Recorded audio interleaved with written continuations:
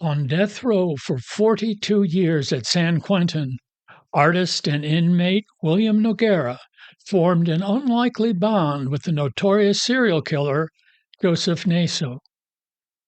Over years of disturbing conversations and at great personal risk, Noguera gained his trust. What he revealed was far worse than anyone imagined.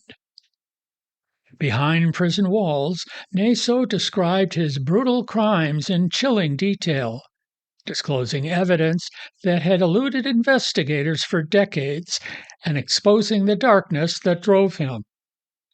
Now, for the first time, Noguera lays bare in his book, Through the Lens of a Monster, those confessions and the psychological games behind them, offering long overdue answers for grieving families and fresh leads in cases gone cold.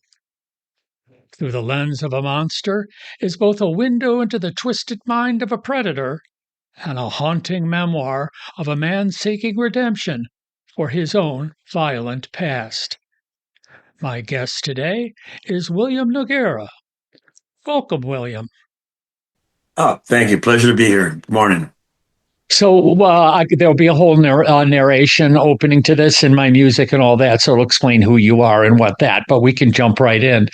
So why don't we get this out of the way? First of all, you wrote a book. And Yes. and there's you. I'm sure you had an editor, but it isn't William, and then there's another name. This is your book.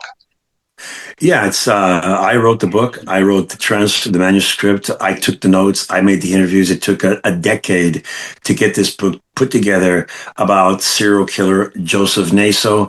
And the book comes off almost in a memoir format because it's not me telling the story about a serial killer that I read about in a book or I saw a transcript of. I actually was there getting the story. So I'm telling the audience how I got the story from the serial killer. So it's the everyday events of San Quentin's death row. Because as you know, as this big elephant in the room is that let's just do it. Let's do it. You were on death row, and why was that? Yeah, in 1983, I killed a person, and the circumstance behind that homicide was that my girlfriend at the time was 16 years old. I had just turned 18. We were going to have our first child, and both of her parents were abusing her physically. One was abusing her sexually, and they forced her into an abortion, a late abortion at nearly 5 months. I was in Mexico fighting. As you know, I'm a former fighter, MAA fighter, which it turned into the MMA UFC, but before that, there were no weight classes. It was just guys bare knuckling it. And I did that. I'm the former hot kilo middleweight champion as well. And I had come back from a fight and learned that, our child had been murdered. And, it didn't happen right away. It took about 2 months, but during an argument with that parent, it was a lot to take in. They were taunting me, and this is not an excuse or any kind of justification because it's absolutely wrong. But I killed that person, and it took nearly a year to arrest me.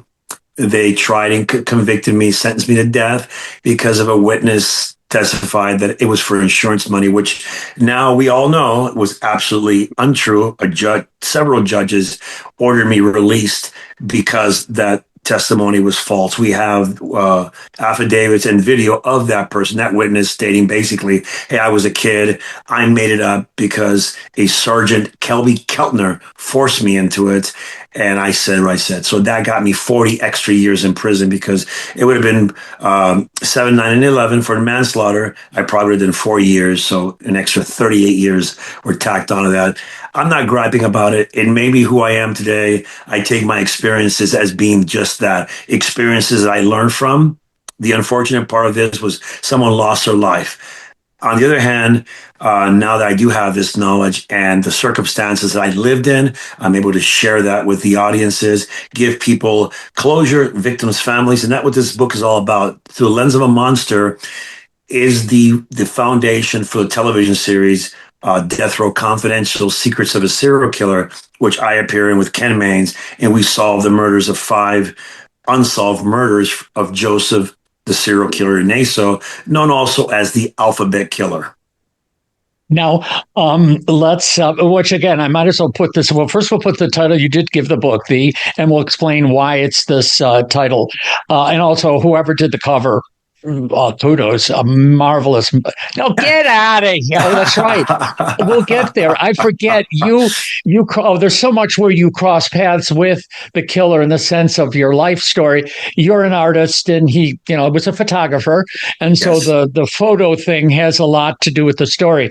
The book, of course, you sort of, I think, went through a little quick through the lens of a monster, and that's Yes. where the title comes from. It's because he was a photographer. And as well, but it's a marvelous cover. But I have to because I'm turning pages. I've read this 3 times, and it is so fantastic. No, and I went through. I got the Google version, so I was able to highlight what I wanted to go back and what my notes and what I wanted to do about. Oh God, sometimes they're 3 pages long, so I got to be careful. As I say, that's why I have to edit. If this was a live thing, it would be 4 hours long. But I was born and raised in Rochester, New York. Wow. That is until I was 40. That's where I lived. So when I'm coming along and I say, and he was born in, oh my God, Rochester and the Alphabet Killers, the murders and the whole thing, I said, that's my life. So it is when there's a connection. Like I said, it's long enough. It's a small world. And I'll interview an author, and all of a sudden I say, oh, yeah, I went to that college. I said, what do you mean? Yeah, 19, whatever. That's when I graduated. Oh, yeah, maybe I do know you. So we'll get into Rochester, New York. That's, of course, where he was born. Let me again talk about the book and I say this to all the books to my listeners. You got to get the book. You got to get the book there's a couple of reasons. One, it is the most amazingly written book. That's why I asked you off recording if you wrote this totally yourself. If you had, like Patterson no longer writes books, his title's on it because it's his shtick, and then someone else writes a book, and that's fine. But you wrote this book.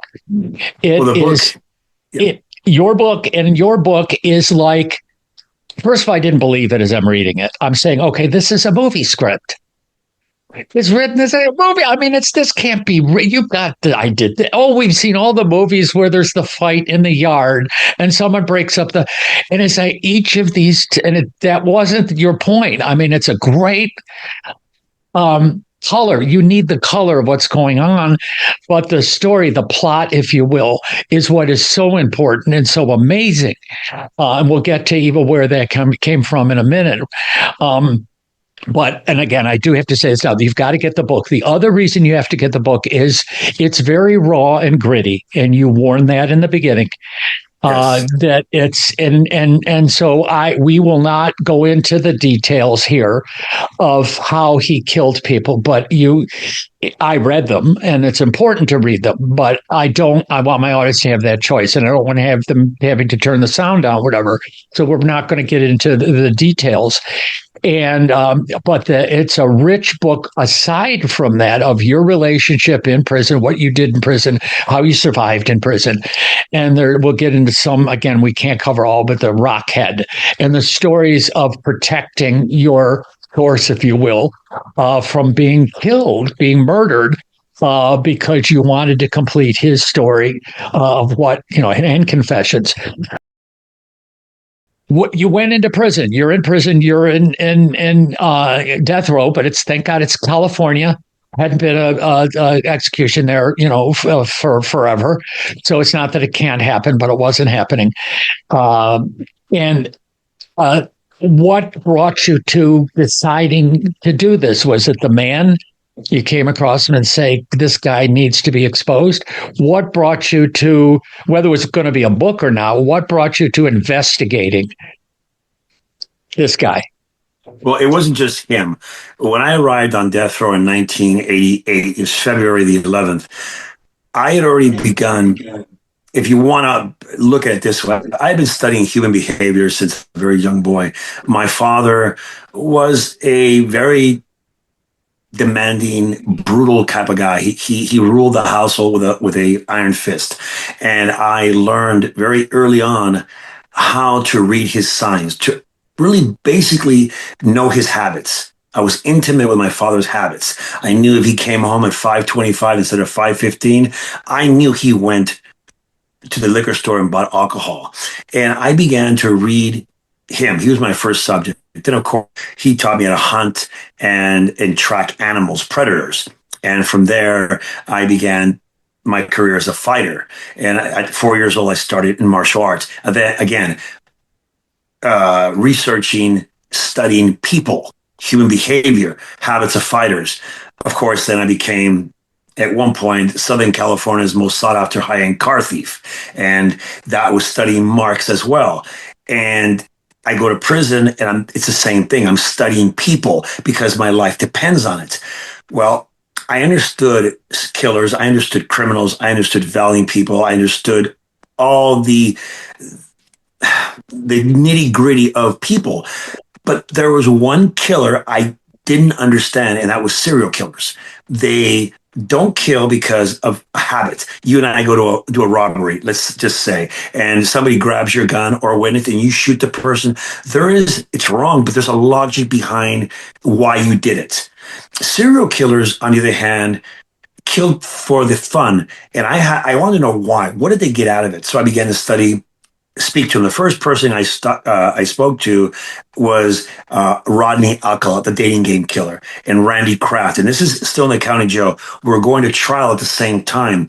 And I was trying to get in their head. They were very closed off. They wouldn't speak to me a lot. They would say a few things.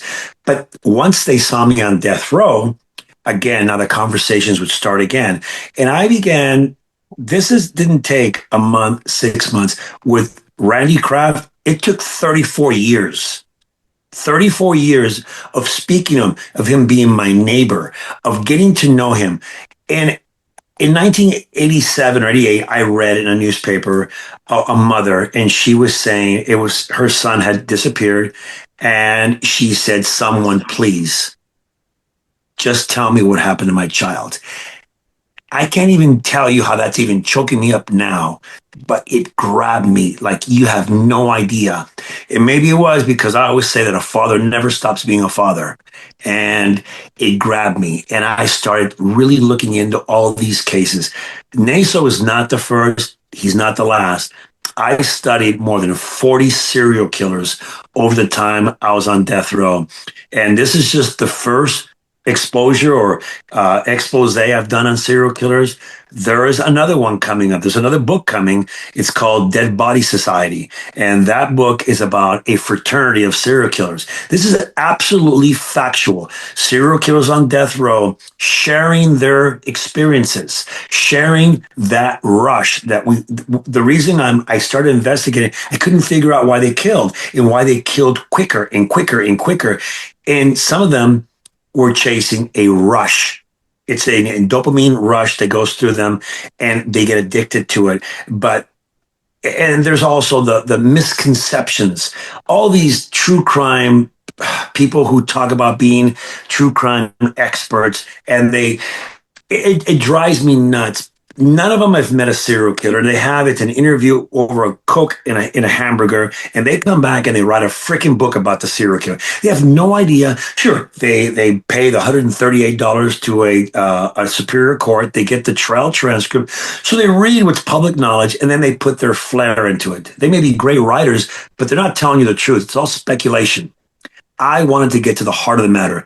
Through the lens of a monster is me on the ground floor, on death row, risking my life for, in this particular situation, a decade, and getting into the head of a serial killer where he tells me his reasoning, his logic, what makes him tick, from him being a cross-dresser at the age of being a small child, how his mother influenced him. And the big question is why? Why? There's a lot of men that cross-dress and they're not deadly. It's a fetish. Why did a cross-dressing fetish turn into a guy who was a serial rapist? And by the way, he raped over 150 women and never got caught. And well, he did get caught, but it was never prosecuted. And then turns into a serial killer in 1965, which the book covers the details of the first murder and what he did. And all the way through his career, where law enforcement, because they found a list of 10 and they connected him to 4 murders during this trial, and they attributed him 2 more murders to him. But that list of 10 was missing 4 people. I wanted those answers. I got the answers. But the big one was, and the shocking was, that list of 10 were just his favorites. And the way he explained that to me, I got to be honest with you, when he was telling me that, I almost felt like just hitting him in the head.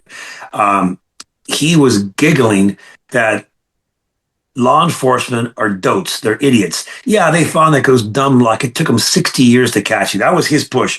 It took them 60 years to catch me. You've heard the team of the decades, the Raiders. I'm the killer of the decades. That's how he approached it. And when he tells me, I said, what are you talking about? And he says, you've been with a few women, right? You have a top 3, don't you, that you thought were fantastic? I said, sure. He goes, well, I've been with hundreds of women. Hundreds. Those 10, that list, is just me playing a game on myself, listing the top 10.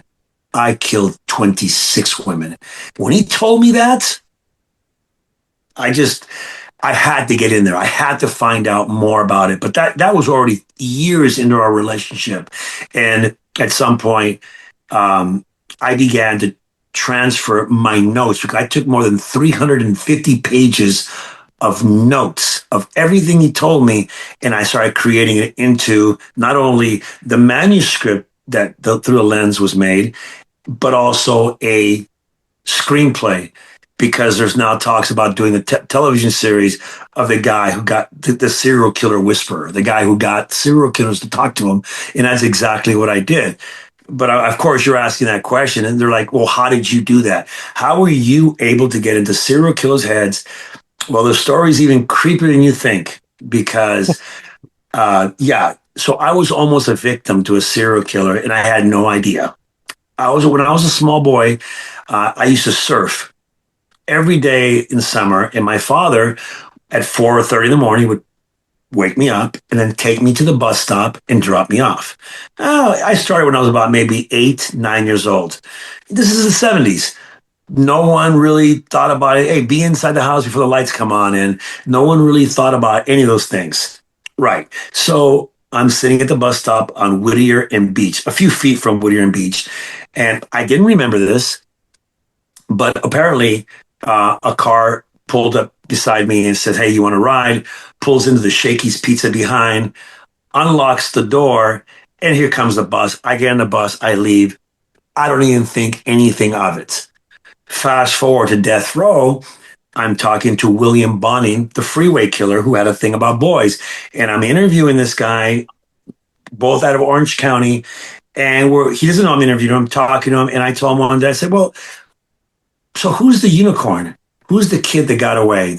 All of us have them, because I was telling them that I was a killer as well, that I was a serial killer, but no one knew. And you know how circumstances are. So I was inventing this mask that I was wearing.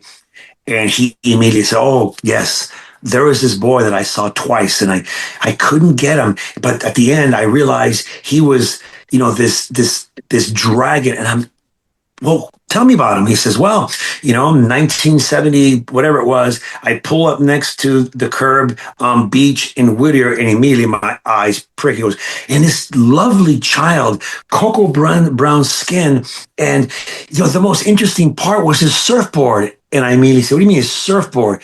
He had a red surfboard with a Spider-Man on it. I'm the only guy in Huntington Beach who had that board. And of course, I don't remember that. And he said, well, there's more. There's more. I went to prison a month later, and he details of the children he raped, of course, at that point. And he says, but when I got out, I was with Vermin Butts, who is his crime partner in the murders he committed. And he says, we were coming off a beach, and suddenly at the bus stop, we see this young man, and he has long hair down to his shoulders. He has this hoodie, and his eyes are drooped down, but he has this amazing black surfboard with the same Spider-Man. We pull over to try and entice him into the van. or to the car. It was like a Winnebago. And when the door clicked open, the boy suddenly looks up and he stood and he said he was marvelous. Long hair, but his eyes. And I told Vermin, close the door. That's more predator than prey. He said, I'll never forget the boy. And he kept talking about him. And I'm sitting there listening to him. And I said, give me a moment. I went to my cell and I grabbed a phone. I came back and I said, I gave him the photograph. And he stopped. It was like lightning hit him. And he starts to touch the photograph. You're my unicorn. You're the boy. That's how I got into the club, into the fraternity. He introduced me to all of them. They had a fraternity of blood on death row, the Dead Body Society, where they would share photographs. The unique thing about serial killers that no other person on earth can do. And that's why I'm telling you, serial killers are born. They're not made. They're born. If they were made, and all these psychologists are correct that they're made because of abuse, we'd have millions of them ring around, millions of them, and we don't. We have a very unique few. My evidence, my thesis, my proof is you have families where you have 4 boys or 3 boys. One's a doctor, one's a cop, one's a serial killer. Same family. He's wired differently. And that thing I'm telling you is that they are able to relive things. By sharing photographs, they share power. This is unique to serial killers. And they did it on death row. People are going to say, oh, well, how do they get these photographs? They're on death row. You have no idea. In California, when you receive a death penalty, you basically get a red carpet opening. You get a lawyer, you get an investigator, you get hundreds of thousands of dollars for defense, for experts. But the big thing is the Constitution in California affords a person with a capital crime against them to be able to participate in their own defense. What does that mean? It means that you have the right to have everything the DA's office has in your cell to study it. And that means victims' photographs, autopsy, family photographs of the victims, before the murder, after the murder, everything. And they would share audios. They had tape recorders. They'd listen, like, for example, the Toolbox Killer, Bittaker. He would share those screaming audios of his victims as he was murdering them. I know because I was there. There is not a person on earth that can say, whoa, that didn't happen. I know it. I can tell you how to, because I was there. And I'm not sure who came up with this term. I saw it somewhere. I think it's brilliant. Serial killer whisperer. Yeah, well, that's what you were. Well, a reporter from the Los Angeles Times, because I was known as the escape artist, because I wrote the book Escape Artist, Memoir, Visionary. I was on death row. And that book tells the story of how I grew up in the system, my rise in the art world. Naso saw this. Everybody told me, that guy right there, he's a famous artist and author. Famous, I don't know, but I was in the New York Times, a number of different articles, and Naso saw my drawings that actually looked like photographs. And he immediately, that was the reason he got close to me. He wanted to feel confirmation, affirmation from a real artist that he too was. So he shared his photographs with me. And that's when it struck me, the whole lens thing. If you see the cover of the book, I kind of put it together. My editor also worked on it as well. Sandra Jonas is my publisher. And yes, the book is 100% me wrote it. Of course, every author has an editor that comes in and cleans up punctuation. And she did all those things. She probably changed a few words here and there to make it look more streamlined. Because, hey, like Stephen King, hey, I can't write a lick. I can tell you the story, but I'm not the best author in the world. And my grammar basically is horrible. So, we came up with the book cover, and it fit because he told me that my eyes were my lenses. And that's in the book. He says that. He says your eyes are like lenses and your mind is like a camera. Because if you look at my work, and I hope you'll put it up, my earlier work, it's these black and white images. People say, well, why do you do that? I mean, what is that with these floating images? Well, as a child, my dreams were always in black and white. Always. And there were these moving pictures. So I basically drew what I saw in my dreams. I have a photographic memory, which again adds to that whole thing of through the lens of a monster. Is William speaking about himself or is he speaking about Naso? Of course, it's Naso I'm speaking about, but that's how the relationship began to cement itself. And it was through art and me showing him my work. And look, it wasn't easy. 10 years is a long time to be around a guy that I would normally want to choke out. But it was worth it. People always ask me, how could you have done it? Because it wasn't about me. It was the bigger picture. It was first Ruth Connis's mother. You know, she's buried in North Carolina next to an empty grave. She never knew what happened to her daughter. And I learned that she had put out a number of letters in newspapers saying, if I've somehow offended you, please come back. She never knew her daughter crossed paths with a monster that killed her. So when Ken and I finally were able to tell her brother, who is still alive, what had happened, it was a moment for me that it was worth it. I risked everything. And this is not me boo-hooing. I risked my life for it. And I said, you know what? It doesn't matter. You know, this is what I do. It's a living amends for me. This is why I do what I do. It isn't because of fame for it. That doesn't matter. What matters to me, and it's the belief system and a value system I now have, which is different from the one I had as an 18-year-old boy.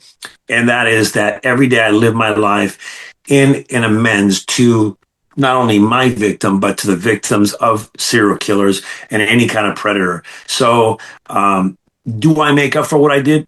Absolutely not. But this is something I do every day and never can pay that debt. But this is how society benefits from me. Now, one of you just threw out a first name, Ken Maines. When did you connect? Because he's the policeman, correct? I mean, he is the authority figure. When you started doing this, you were studying.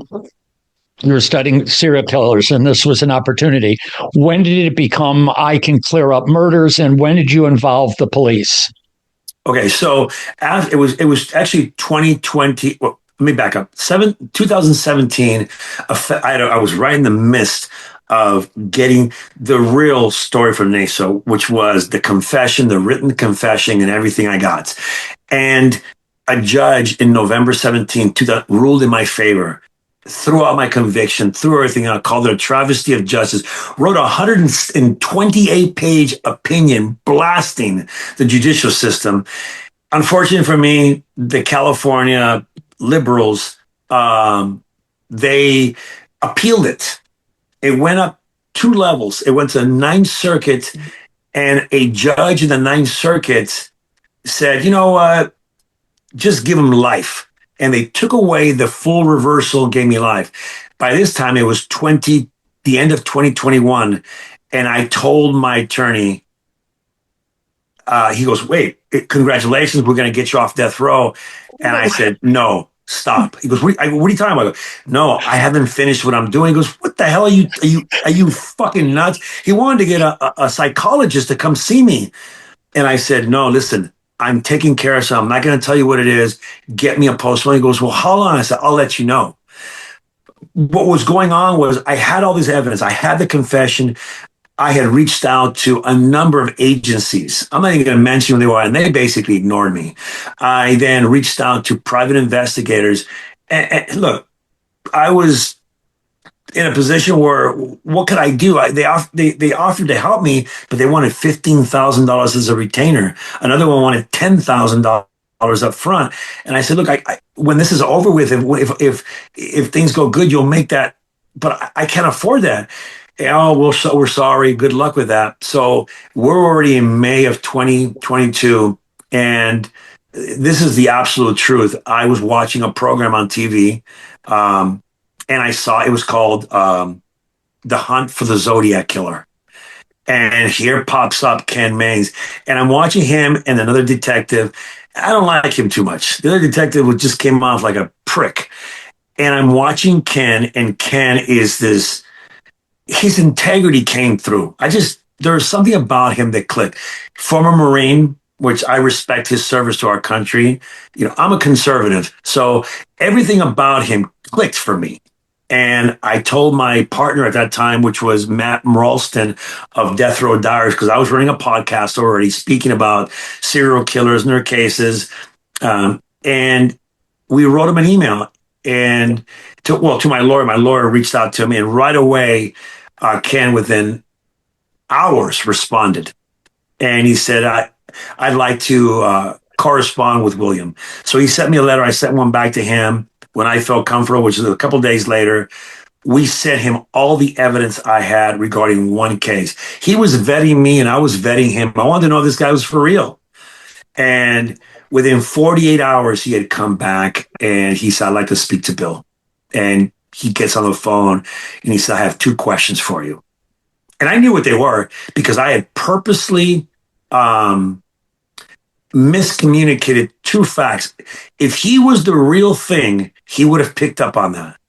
And the first thing he said is the restaurant. And I started chuckling. I said, yeah, it's the wrong name.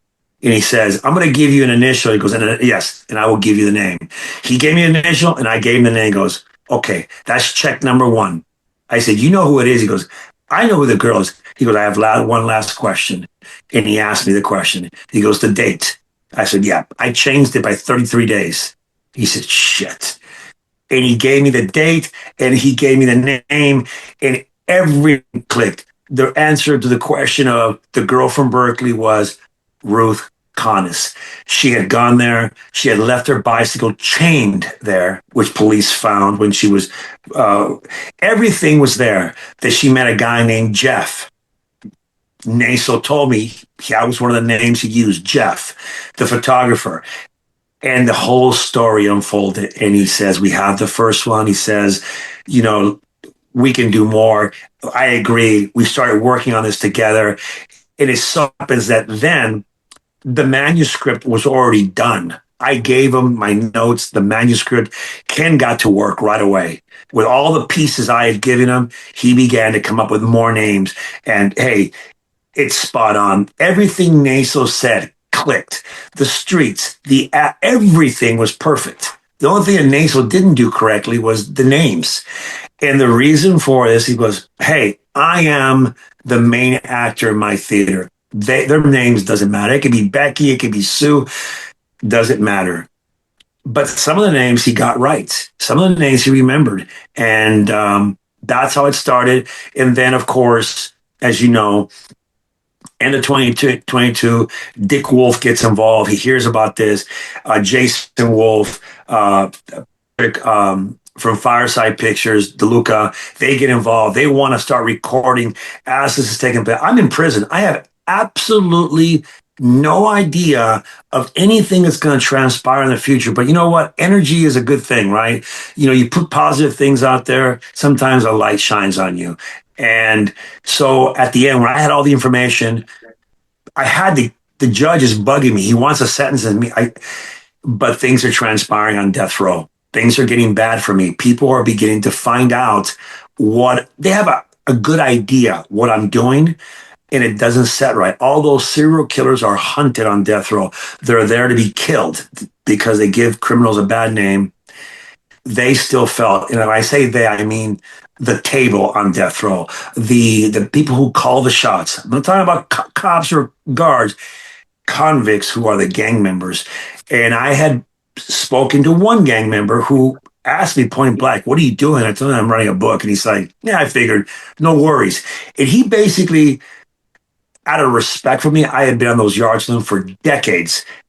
And I bring a lot to the table in terms of sheer violence when I have to be that way. He just said, look, no worry about it. Unfortunately for me, he had left 6 months prior to that. And another guy who I'll mention his name, Joker, he didn't like me. He and I grew up together in the system, but he and I always bumped heads. We have different styles. He began to politic. He began to tell people, hey, this guy's been on that yard with serial killer. He didn't take care of what he's supposed to take care of. Now he's out here with us. He's making us look bad. And everybody kept saying, man, let it go, man, let it go. It's okay. He's good. We've been around him. He's good people. Finally, he got enough people to say, you know what? Yeah, let's kill him. Fortunately for me, that antenna in my head, and I'm jumping forward right now, but I think it's important for people to understand the danger, what was happening on death row. Because on death row, it's not like a bunch of chain. Yes, you're chained before you go to yard, they search you. But when you get in those yards, it's a concrete jungle. It is, yeah, it is violent. People, you look it up online, there's people who've been murdered on death row in the yard. People have been shot in the head on death row. It happens all the time. There are stabbings. There are a number of things that happen out there that only a person on death row could see. And the guard came to my door and says, Noguera yard. And I said, I stopped. I looked at him and I felt, I said, you know what? Not today. He goes, hey, you always go out. You go out every day. I said, well, not today.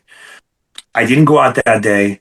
I didn't go out the next day. On the third day, which is the day before I was to leave, because I had already been sentenced to life in prison, Joker comes up to my cell. And he comes up very quietly. He's cuffed behind his back, but he leans against my cell door, which are the old bars like they used to be in old cells, but they have a screen in front of them because in 1985, 3 guys plotted and they murdered a guard with a spear through the bars. So they put these screens so you couldn't put a spear through it and kill somebody. And he leaned up and he just said, good move. And he said, don't take it personal. You know, this is all business. And when he said to me, it kind of bothered me. So I stood up, and I'm not the kind of guy who yells or anything. I stood up. I got very close to the bar so only he can hear me. And I told him, then you wouldn't take it personal when I take your head off. And he chuckled and he says, I'll be seeing you. And he was telling me right there that I'm marked for death. He was telling me there, and I do want to point out that there's dozens of these stories in the book, and that's why it does sound again contrived. So I'm telling everybody, your audience, my audience, this is true. It's not contrived. That every time you turn around, something might happen to you, but you also, we're going to tell the story now. I want the story of Rockhead. You had to watch out for your source of your book, which was Joe. And well, 2 quick things that it's just, I mean, you can't make this stuff up, okay? That he has a heart attack. So you think he's done, okay? A guy on death row, what are they going to do? Oh, he comes back with stents. You know, he's fine. And then that's his own body coming against him. But tell us about Rockhead, how you had to decide. Rockhead wasn't coming after you. He got into a tiff with Joe, and this could have ended Joe's life and your book. So tell us about the Rockhead. Well, yeah, more than that, it could have ended a lot of things because if I didn't play it correctly and he decided, you know what, we're going to dance, it would have been me and him, and I would have gone to the hall. I would have lost my job. There was a lot riding on this thing, but Joe got himself in trouble a lot. He would run his mouth, and Joe would tell on people. There was an incident where a guy was being stabbed, and Joe's out there pointing at the guy. He did it, you know. And Joe's an old man. He's the oldest person in history to be sentenced to death. He was 79 years old when he was sentenced to death. Joe is now 91 years of age. He's still alive, which is insane. But so Rockhead is this former gang member, and I'll put it lightly. He is one of the 4 gang members, gangs in prison. There's only 4 true gangs in prison that exist. There are a lot of little gangs, you know, from street, but they don't even count. They're called disruptive groups. The major gangs in prison are the Mexican Mafia, La Nuestra Familia, which is the northern version of them, the Aryan Brotherhood, which the only one that counts is the Aryan Brotherhood in California, where it was born at. Those guys are the real deal. I call them nuclear white boys. And then there's the BGF, the Black Guerrilla Family. At least at that time, those are the 4 major gangs. And Rockhead belonged to one of them. He went to that yard because he faked an ear infection and all this stuff, so he couldn't hear. And he had what's that stuff called? Libido, not libido. What's it called? Equilibrium problems.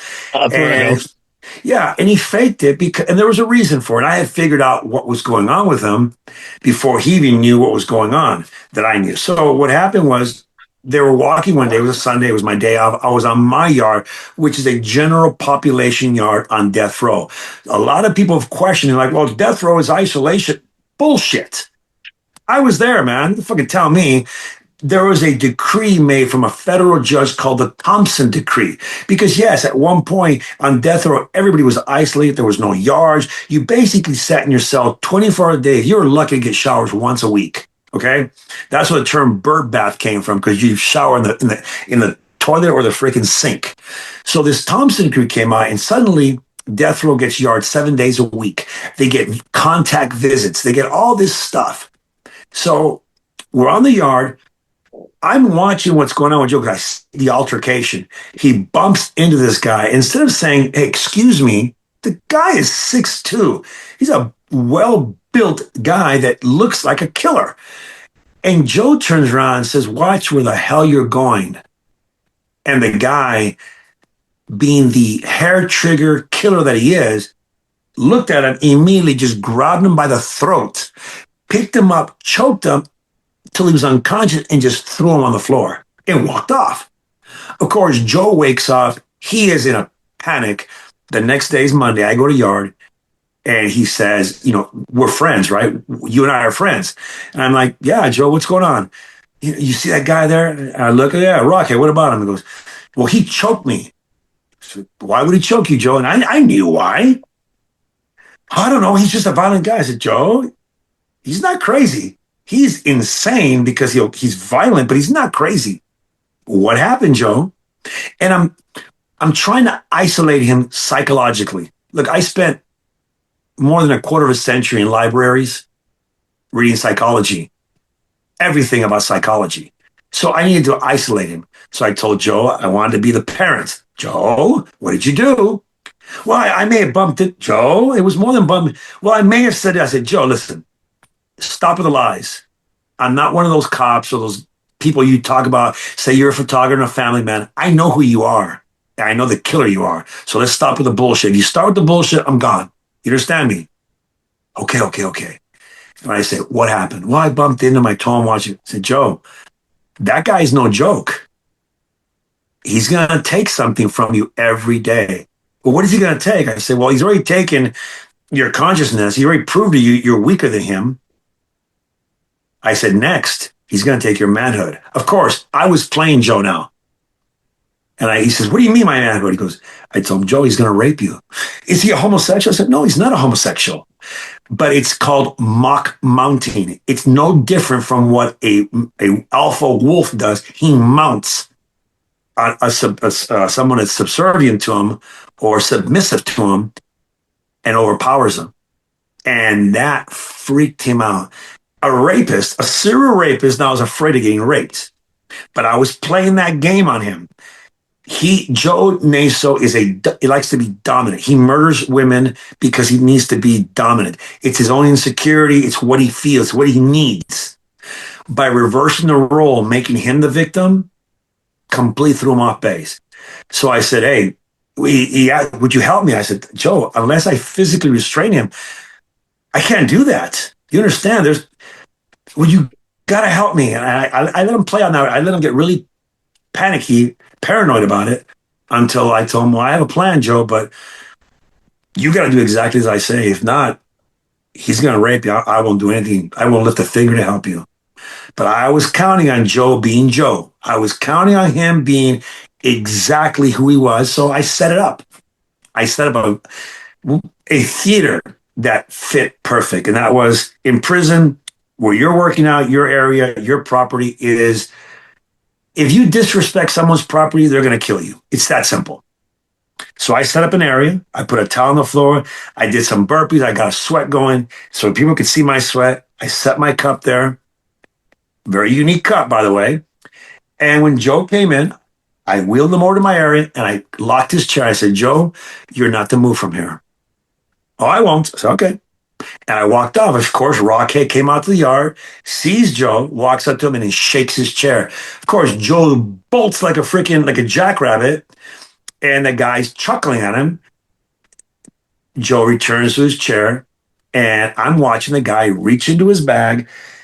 What I had done, I didn't mention before, I stuck my portfolio and my lunch inside of Joe's stuff when I locked his chair down. Of course, Rockhead goes into his stuff, sees it, doesn't bother to read the name on it, just puts it in his bag.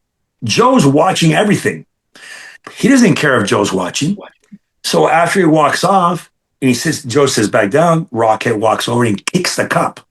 It goes in the air, it falls and shatters. I walk over from the heavy bag and pick up the cup and then flip it like this, and there's my green dot on it.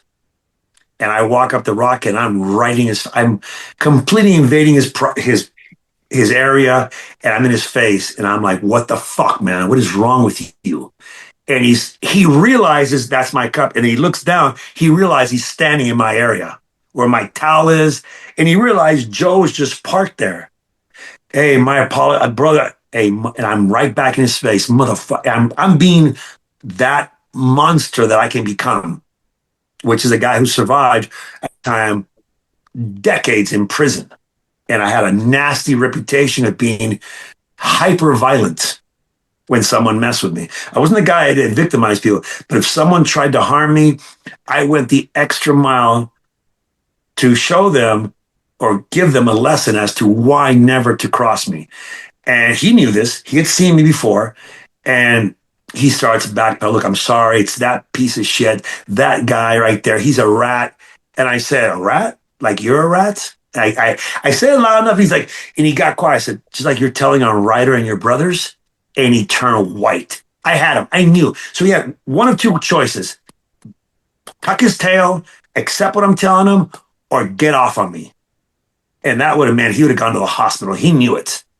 So he just, hey, look, what do I do? I said, first of all, you don't touch him. He belongs to me. Number two, and he said, well, I'll pay for the cup. I said, the cup? That's the least of your problems. And basically he said, what do I do? I said, when I figure it out, when I come up with an idea, I'll let you know. I'll get the fuck away from me.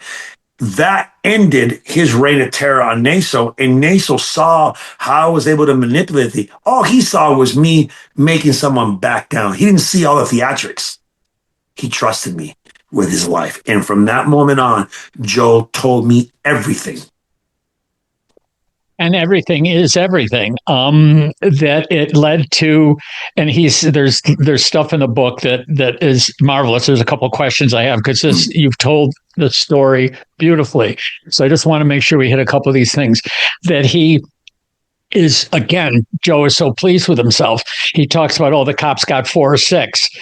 I got 20. In other words, there's a total of 26 or more of that was actually killed. Now, you can only execute someone once.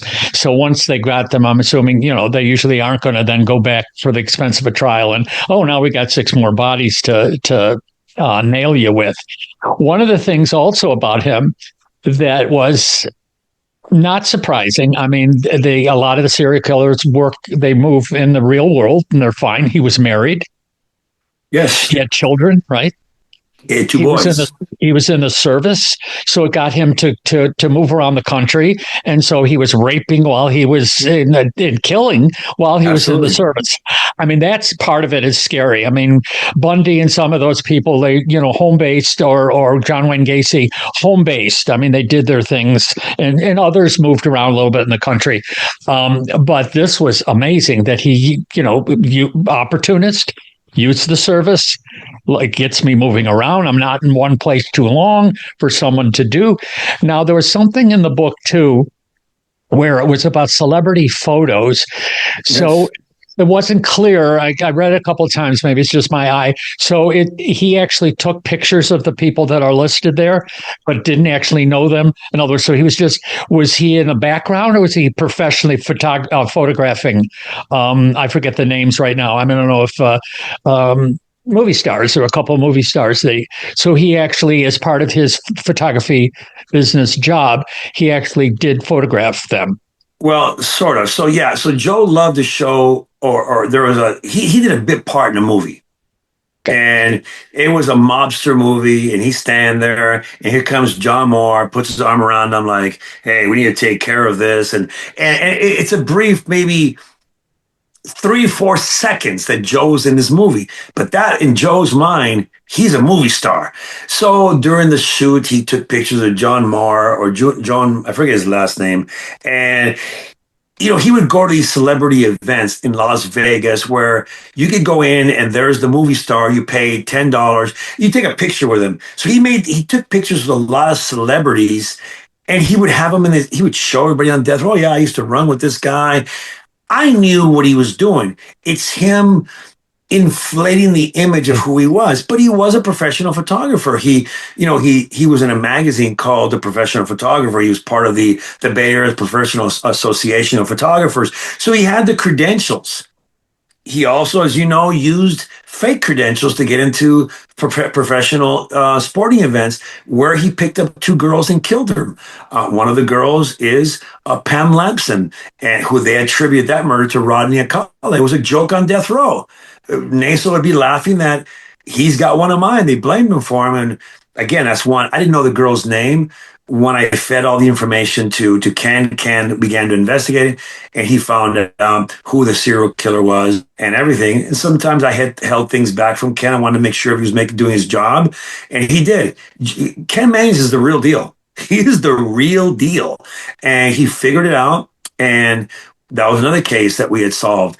But Joseph Naso just really liked to live this life of being someone he was not, and his most unique feature is that he's an ordinary Joe, that he could walk into a room, you and I could look at him and never even pay attention to him because he looks non-threatening.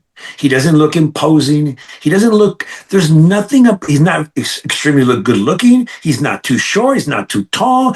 There is nothing about him. And that is what I realized was his feature. One of the young ladies that he murdered, Pamela Lampson, law enforcement had attributed to Rodney Alcala. But one thing that she said that was so telling to me was when her brother was concerned that she was getting her makeup done because she's going to get her picture taken by this mysterious photographer, she tells him, this guy could be my father. If you know Rodney Alcala, in the 1970s, at that time, he had long hair. Some people would say he was an attractive man, very charming, charismatic.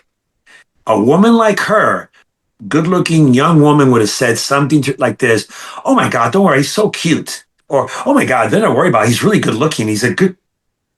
That's not what she said. She said, he could be my father. That was so telling for me because it's the little details that make it click or not. I knew when Joe told me that, and when I seen that, absolutely true. The murderer of Pam Lampson was Joseph Naso, not Rodney Alcala.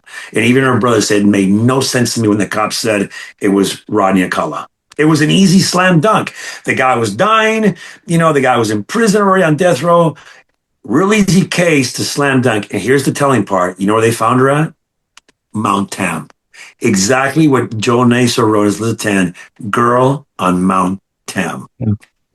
Now tell the story because it's very spooky. The dance. Yeah, it's some of the strangest things that, look, serial killers do some really way out things. And, I do say that I'm kind of the Jane Goodall of serial killers because I lived with them. She lived with apes for so long and primates. She saw things that no one else saw. And this is what I'm trying to explain. You have to understand that, yes, people say, well, he was in prison for killing. We already know that. Let's not go over the same thing a million times. I've taken responsibility. But you had to be there researching, studying, watching to see what I saw. And the things I saw from serial killers were some creepy way out stuff. One of them was Joe Naso. After me telling him a particular thing about killing and him sharing with me, he walks off and I'm, watching what the hell is he doing. Suddenly, he bows as if bowing to a girl to ask her dance. He puts his hand out. He pulls her out to the middle of the yard, this imaginary woman, and he begins this waltz on the yard. And I am looking at him going, am I the only guy seeing this? And I'm not being comical here, but it was like, what the hell, man? This is really, and he did this waltz, for a few minutes until he stopped. He bows to her again, and then he goes on walking. I'm like, holy hell. But then, of course, I understand where it comes from. He used to go to these tea parties looking for victims, in which, in the book, he almost made his wife a victim. Well, she was a victim. And he would go these places dancing. So all these things are actual memories that he was reliving. He just relived it right in front of everybody, and no one just said, they used to call him Crazy Joe. That's not a serial killer name. The reason that Joe didn't get the publicity of Richard Ramirez, the Night Stalker, and get a moniker like that is because no one knew he existed. People talk about Richard Ramirez and all these guys as being the premier serial killers. Richard Ramirez killed 15 people, or possibly a few more. That was it. Not that was a little bit of people, but Joseph Naso is the most prolific serial killer. He did it for nearly 60 freaking years. 60. He raped over 150 women and then murdered 26 of them. And he was only caught in 2010 after he had retired, and it was by dumb luck, because it was dumb luck. He had made a mistake. His probation officer wanted to search his house, and they found a bullet. That bullet led to them searching out, finding guns. They arrest him. They search the house. They find all these mannequins. They find all this stuff that's detailed in the book, as well as in Death Row Confidential, Secrets of a Serial Killer. And they figure, okay, something's going on. They found his rape journal because he writes everything down. And that's when they figure out, after a year of him in jail, that he's actually a killer. And by the way, so there's a lot been made of him being the alphabet killer. He is, well, we don't know that just yet. It's still being investigated, but DNA evidence basically excluded him from being the alphabet killer of the girls in New York, of Carmen Colon, etc. The reason they made a connection to him because one of his victims in California was named Carmen Colon as well. And there is something behind the name. Okay. We are not sure about the killer who killed those girls. He was a pedophile. Joe, there are things that we can go back and forth on. Some things that Joe wouldn't talk about, and that's because he figures that my position on pedophiles would have been a big issue for him. So maybe he kept that from me. Possible. But being the alphabet killer, he is an alphabet killer. I call him the killer because he was cleaning women in his mind by taking their portraits before and after they're dead. When they were dead, he had cleaned them. Now they're the person they should have been from the very beginning, before they were influenced by life. Okay. The alphabet killer part, he does that there is a reason behind it. Joseph Naso was very close to Carl Chessman, the red light bandit, executed at San Quentin prison. And Joe had letters where the lawyer for Carl Chessman had written him saying, hey, Carl wants you to be at his execution. He and Carl had a relationship where they would write back and forth. And if you look at Joe Naso was not original. He doesn't have an original bone in his body. His two serial killers, and most serial killers, they follow other serial killers or study them. He studied the red light bandit, who was a rapist. Joe Naso only raped until he raped the whole time, but he began killing in 1965. It's very curious because the other serial killer that Joseph Naso followed and was really close to, and he didn't know him personally, but he had tried to study him and mimic him, was the Glamour Girl Slayer. The Glamour Girl Slayer took pictures. He was a photographer, same MO that Joseph Naso had. He'd strangle him, he'd discard the same thing as Joe.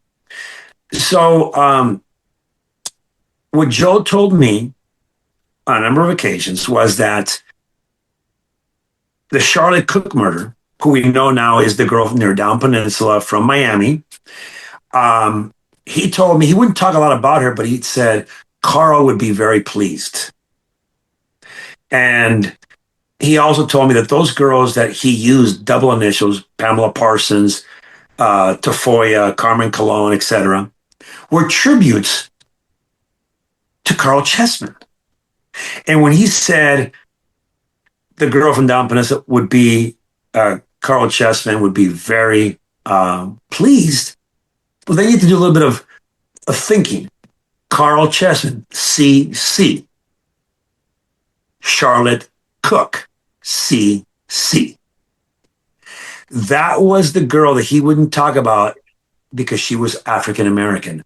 And in California prisons, you don't cross racial lines. And I made that abundantly clear to Joe that if the African Americans are in the shower, you can't go near there. They have guards posted because they won't let anybody get near them. If the Mexicans are doing it, it's the same thing. So I made him very clear on the racial lines. And if you harm, in prison, it's very interesting. You can't say, okay, so you obviously are white, you're a Caucasian, and I'm Hispanic. If I have an issue with you, I just can't go and jump on you unless you're not connected. So this is kind of complicated, so follow me. If you're white, meaning that you are in that white car, meaning you are an active member of that car, you're considered white. If you're not, if you're just a ho-hum guy that just happens to be of white color, you're just a Caucasian. But if you're white and I have an issue with you, I have to go to the leaders of your car and say, hey, man, this guy screwed up. He owes me money, this, whatever the issue may be. You guys handle it or I'm going to handle it. Now they've been forewarned. So they will say, give us 24 hours. They'll go to you and find out. Either they're going to kill you or they'll say he's worth more than the debt. They pay the debt off and say it's squashed. That's how you move. I taught Joe this part of the convict code. So when I told him that, he refused to talk about the girl from Down Peninsula. The reason, she was African American. Have you had any, since you've been out, do you have any correspondence with Joe? Has he read your book? I don't know, but I know for a fact that when law enforcement went to go talk to him, and there is a Joseph Naso squad or Joseph Naso task force that's been it's led by a gentleman, by an officer named William, and I'm gonna get his last name. He's from the Daly City Police Department. His name is William Renard, and he is the head of it. It has Berkeley Police, it has Las Vegas Police, it has Marin County FBI. It's got everything together.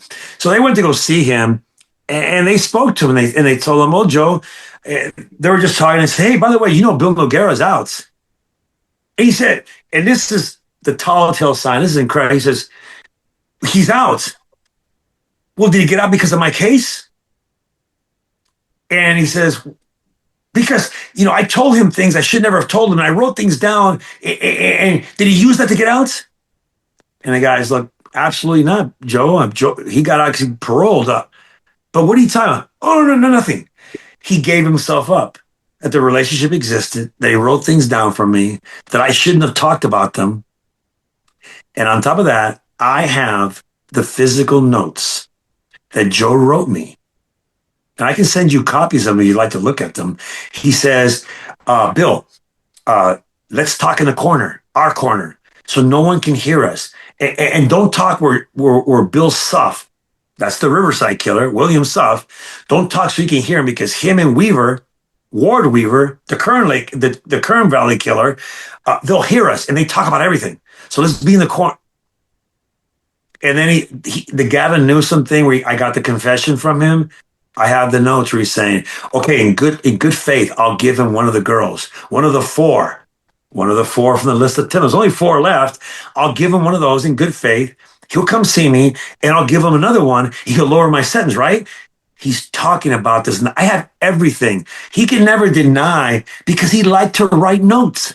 I have every single note that he sent me, including the confession of the girl. He even wrote at the very top, girl from Berkeley. and then wrote what he did to her. So, and he was even the audacity of him to say there was absolutely no violence and no sex. It was a quick death. I just choked her. What the hell is wrong with you? But I cover this. I cover this in the book, and this book is. I wrote it from my perspective because I was there, and I wanted the reader to understand what I was, talking about. But the book is not about me. The book is about one of the most prolific serial killers in history, and what he does. I wanted to teach the logic, the reasonings of a serial killer, so people are more aware of what to look for, because serial killers stalk. At least organized killers, serial killers, they stalk. It may not be a guy with a cape on, walking around, stalking you. It's not that type of thing. It's a guy watching you. And sometimes these perpetrators or predators allow the mask to slip. And if you're aware of it, it's one of the reasons I end my podcast with be safe, be aware of your surroundings. Your life could depend on it, because you really can. And I take that from my own experience. My life depended on me being completely aware of what was going on in that yard at all times, because at any moment you could be killed. The book is about Joseph Naso. Joseph Naso is a horrific monster, and he belongs. Yeah. He is, and one of the things that, it is in the book. So again, people, but I will throw it in here because not everyone will get the book. I hope they do, because we haven't even touched the surface of the wonderful writing and the wonderful storytelling. And I put story in quotation marks because the sort of like fairy tale, nice before you go to bed, that's nothing about that here. But whether he believed it or not, in other words, you can convince yourself of stuff. But it keeps coming back that women are whores. Women have to be cleaned. And so the killing or the raping, I'm not sure which, was the cleansing of the women. Do you think there was some kind of poetic, or was that really, what was you're not a psychologist and you don't play one on TV, but what was your sense of spending all that time? And it keeps coming up, I killed her because she was a whore. Well, he believed it. He believed it 100%. And it was that they were manipulated. And I said before, serial killers are born. He was born this way. He was going to be a killer no matter what. I believe that his mother tweaked him a bit because she caught him cross-dressing and she beat him. She called him Miss Josie and referred to him as her daughter. That angered him, and he killed one of her parakeets or her bird by choking it, by squeezing it to death. Joseph Naso believed women were manipulative, that he had a sense of who women were, but he needed to confirm that in his mind. He felt in his mind that women were no good, manipulative, that they used men like they used him and his father, because he felt that his mother was a hypocrite. And that really played a part in him. So when he would talk to these women and say, we take a picture for money, and if they took their clothes off for money, that affirmed from him that she was dirty, and the only way that she would be right is to cleanse her, and the way to cleanse her was to actually, and I asked him that specific question in the book, well, can't you just, do something else? You don't kill him? He said, absolutely not. Because when he had that big issue with Erin Andrews from Fox News, his position was that she was in that hotel room. By the way, she won a lawsuit because of that. He was very upset about that. And I said, Joe, she's in her own room. She could dance naked if she wants. And he's like, well, if she was home with her husband, taking care of her husband and children, this never would have happened to her. I said, well, how is this her fault? But I didn't want to become argumentative with him. I just kind of pointed, and he kind of, I don't know. I said, we don't even know if she's married or she has kids. So how does that play? Hey, how is the guy putting a camera in her room not the creepy culprit here? Oh, no, that doesn't matter. She was so I could see where his mind was at. So I never argued with him that point because I wanted to get information from him rather than make a point. But yeah, he believed it. Serial killers have rituals, they have signatures, they have all these things. But sometimes they switch. And that's why law enforcement are thrown through loops when a serial killer who acts a certain way switches his MO. And that throws people off. Look, so let's talk about a signature real quickly so people understand. A signature of a serial killer is not their MO. A MO can be tweaked. It is their method of being able to kill. Let's say before they drove a car, but it was too small. It was a Toyota. Later on, it becomes a van because it's easier to put women in the van. That's them changing their MO. It's just changing the efficiency of them killing. The signature is different. The signature is a ritual. It doesn't pertain to the murder. He doesn't have to do that, but he does it because in his mind, he believes he has to. The perfect example is this. You watch a baseball player or a basketball player come up to the free throw line and he'll spin the ball twice. He'll touch his face. He'll do this. And then he shoots the ball. If he misses or makes it the next shot, he does the same little ritual. Baseball players do with their gloves. They touch it, they hit the bat twice, they swing the bat twice, and they do it every single time they go to bat. That is a ritual. That is the same thing that a serial killer does when he kills. He sets them up. He does this. It is only for his own gratification. Well, this has been marvelous. I've got so much stuff. So tell us, and I'll put it in in narration and in text form. But tell us about throw out that the special. It's just been a couple of months it came out, and I did watch it. I mean, I ran through it to see if there was something in there that would help us today. But I'm going to watch the whole thing. I think it's on Oxygen, right? It's on Oxygen and Peacock. It's called Death Row Confidential: Secrets of a Serial Killer. It is based on my book, Through the Lens of a Monster. The TV series is different from the book because, of course, it stars Ken Maines, and Ken Maines is already in the field with my notes.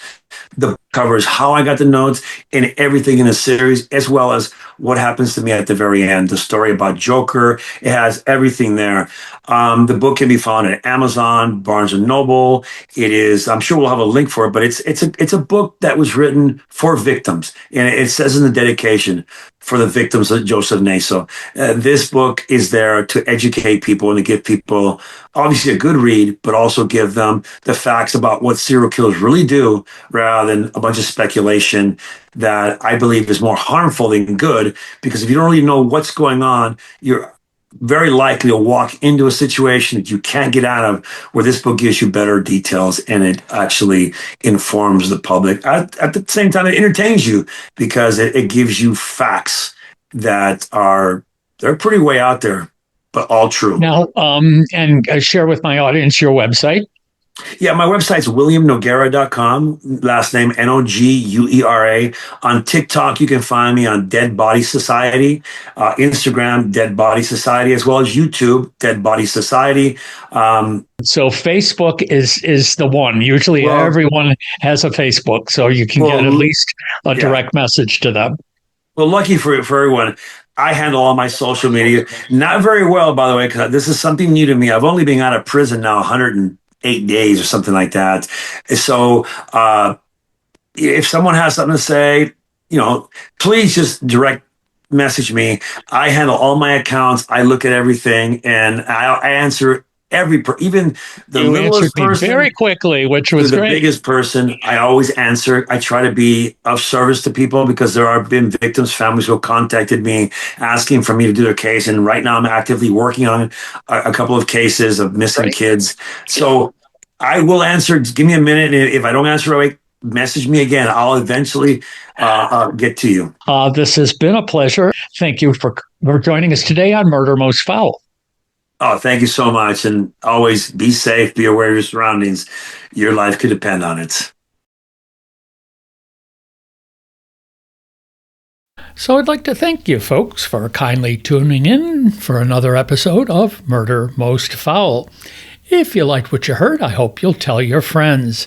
Information about the podcast and an email link that can get a message to me can be found at the podcast's website, the address being www.murdermostfoul, all one word, no caps, no spaces.com. So, until we meet again, stay safe, and for God's sakes, Don't murder anyone.